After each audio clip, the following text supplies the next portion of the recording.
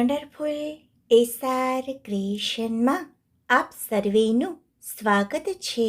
આજે આપણે જોઈશું ભાદરવા સુદ 11 એટલે કે વામન એકાદશી કે જેને પરિવર્તની એકાદશી કે જલઝીલણી એકાદશી પણ કહે છે તે 2025માં ક્યારે છે? 3 સપ્ટેમ્બર કે 4 સપ્ટેમ્બર? પૂજા મુહૂર્ત, પારણાનું શુભ મુહૂર્ત, વ્રતવિધિ તેમજ મહિમા. મિત્રો, વિડીયો પસંદ આવે તો વિડીયોને લાઈક કરશો, વધારેમાં વધારે શેર કરશો.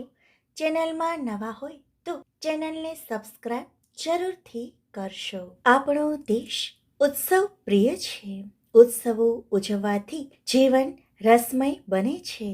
12 માસમાં સૌથી વધારે તહેવારો આ ચાતુર્માસમાં આવે છે.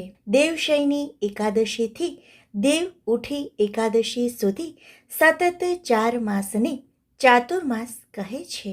દેવશયની એકાદશી અર્થાત અષાઢ સુદ એકાદશીથી ચાતુર્માસનો પ્રારંભ થાય છે. ભગવાન વિષ્ણુ ક્ષીરસાગરમાં શયન કરે છે. ભાદરવા સુદ એકાદશીએ ભગવાન પડખું ફેરવે છે. તેથી આ એકાદશીને પાર્શ્વવર્તિની એકાદશી અર્થાત પરિવર્તિની એકાદશી કહેવાય છે. આ એકાદશીને જળઝીલણી એકાદશી પણ કહે છે. પંચરાત્રની નારાયણ સંહિતાના 21મા અધ્યાયમાં પ્લવોત્સવનો ઉલ્લેખ જોવા મળે છે. તેમાં જણાવ્યું છે કે એક સુંદર અને સ્વચ્છ તળાવના કાંઠે એક મંડપ બાંધવું. તે મંડપમાં ભગવાન વિષ્ણુની મૂર્તિને બિરાજમાન કરી તેની શાસ્ત્રોક્ત વિધિથી પૂજા કરવી. ભગવાન વિષ્ણુને નવા જ વસ્ત્ર અલંકાર ધારણ કરાવીને ઠાકોરજીને નાવમાં બેસાડી તેની સાથે સાધુ સંતોને પણ નાવમાં બેસાડવા અને ભજન કીર્તન ગાવા જોઈએ. આ જળઝીલણી એકાદશી ભગવાન શ્રી કૃષ્ણએ ગોપીઓ સાથે યમુના નદીમાં નૌકા વિહાર કર્યો હતો. ત્યારથી જ ભગવાનની મૂર્તિને નાવમાં બેસાડીને ઉત્સવ કરવાની પરંપરા ચાલી આવે છે. આ એકાદશીના દિવસે ભગવાને 1001 કળશથી નવા જળનો અભિષેક કર્યો હતો. હવે આપણે જોઈએ 2025માં જળઝીલણી એકાદશી ક્યારે છે? હિન્દુ પંચાંગ અનુસાર પરિવર્તિની એકાદશી 3 સપ્ટેમ્બરને બુધવારના રોજ સવારના 4:53 શરૂ થશે, જ્યારે 4 સપ્ટેમ્બરને ગુરુવારના રોજ સવારના 4:30 પૂર્ણ થશે. તેથી ઉદયાતિથિ અનુસાર પરિવર્તિની એકાદશી અર્થાત જળઝીલણી એકાદશી તારીખ 3 સપ્ટેમ્બર 2025ને બુધવારના રોજ રહેશે. હવે આપણે જોઈશું પારણા ક્યારે કરવા. 4 સપ્ટેમ્બરને ગુરુવારના રોજ સવારે 10 વાગ્યાથી બપોરના 1:30 સુધી પારણા કરી લેવા જોઈએ. આ એકાદશીએ ભગવાન વિષ્ણુની વામન સ્વરૂપમાં પૂજા થાય છે.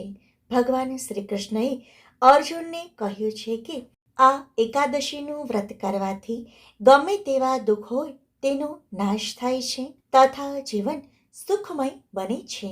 જળઝીલણી એકાદશીના મહિમા વિશે વાત કરીએ તો પૂર્વે સૂર્યવંશી રાજા માંધાતાના રાજ્યમાં ખૂબ જ ભારે એવો દુષ્કાળ પડ્યો. સમગ્ર પ્રજા ત્રાહિમામ પોકારી ઉઠી.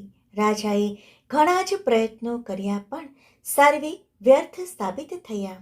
આથી તે અંગિરા ઋષિ પાસે ગયા અને ઋષિને દંડવત પ્રણામ કરીને પોતાનું દુઃખ કહી સંભળાવ્યું અને તેનો ઉપાય કરવા કહ્યું. તેથી અંગિરા ઋષિએ કહ્યું કે તમારા રાજ્યમાં બહુ જ પાપ થાય છે, તેના કારણે જ આ દુષ્કાળ પડ્યો છે.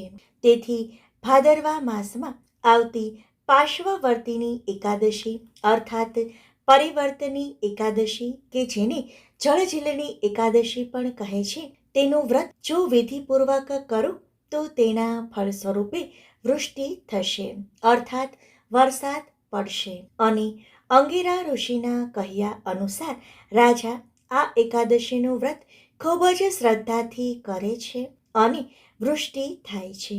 પ્રજા તેનાથી આનંદિત થઈને સુખી જીવન વ્યતીત કરે છે. આમ આ એકાદશીનું વ્રત કરવાથી પાપ તાપ અને સંતાપ ટળે છે. મિત્રો, વિડીયો પસંદ આવે તો વિડીયોને લાઈક કરશો, વધારેમાં વધારે શેર કરશો. જો આપ ચેનલમાં નવા હોય તો ચેનલને સબસ્ક્રાઈબ જરૂરથી કરશો. આભાર.